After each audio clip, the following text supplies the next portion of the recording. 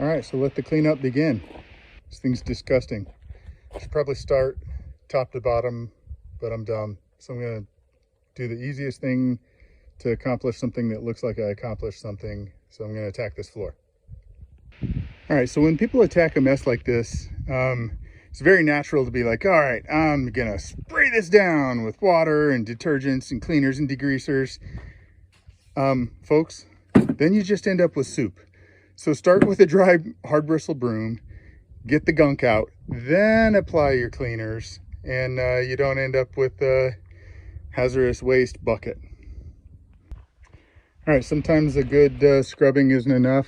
We're gonna see how a little putty knife does. Seems like there was probably a carpet here at some point. It's nice and disgusting. Yeah, gonna need some more water. All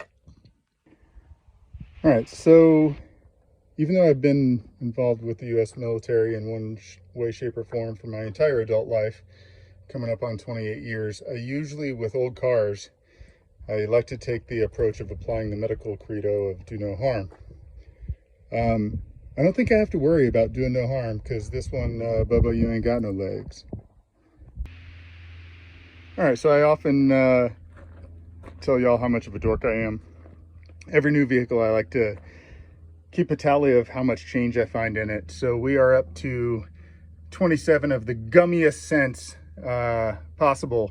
So we now have 27 cents less invested in this Vanagon. All right, so obviously not perfect yet. And you're probably going, Dan, the edges look terrible. Yeah, they look terrible because I don't have a ton of time today, but I wanted to get started. But the next step is I'm going to remove all the Westy interior, which overlaps the floor. So I'm not too worried about the edges right now. Cleaned up all right. Smells better already. Yeah, we shall see.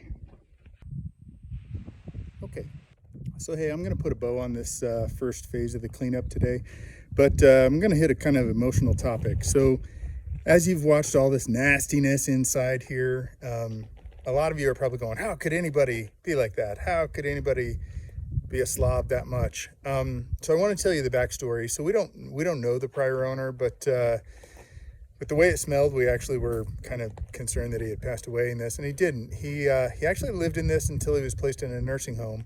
So if you think about that, you know, we need to be kinder to our older generation. This old guy literally went from living in a Vanagon camper, you know, living the Westy van life for as long as he possibly could. You can tell with all the dog hair in there. He had his trusty companion by his side.